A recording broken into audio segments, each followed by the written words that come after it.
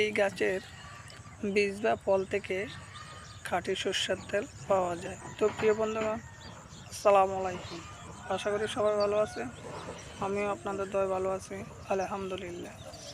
তো আপনারা স্ক্রিনে দেখতেছেন একটি বিশাল এরিয়া জুড়ে সরষার বাগান রয়েছে। শুধু তা না, বিভিন্ন ধরনের সবজি বাগান এখানে রয়েছে।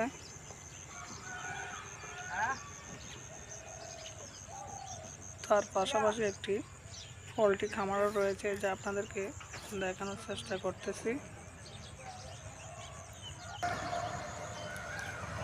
এই যে কিছুটা পরিমাণ ঘর দেখা যাচ্ছে, এখানে বিভিন্ন জাতের মুরগি চাষ করা হয়ে থাকে। তার পাশে একটি অনেক সুন্দর মসজিদ রয়েছে, আপনারা দেখতে পাচ্ছেন। আর এখানে বিশাল আকারে বরবটি চাষ করা হচ্ছে। প্রচুর পরিমাণ বরবটি কিন্তু গাছে আছে, যা এখন আপনাদেরকে দেখানো সম্ভব হচ্ছে না। আর এখানে কিছুটা সিমের চাষ রয়েছে, দেখা যাচ্ছে প্রচুর পরিমাণ ফুল কিন্তু এসেছে। তো আপনাদেরকে একটা কথা বলি, এখানে পরিবেশটা এতটা পরিমাণ সুন্দর যে সবার মন আকর্ষণ করে।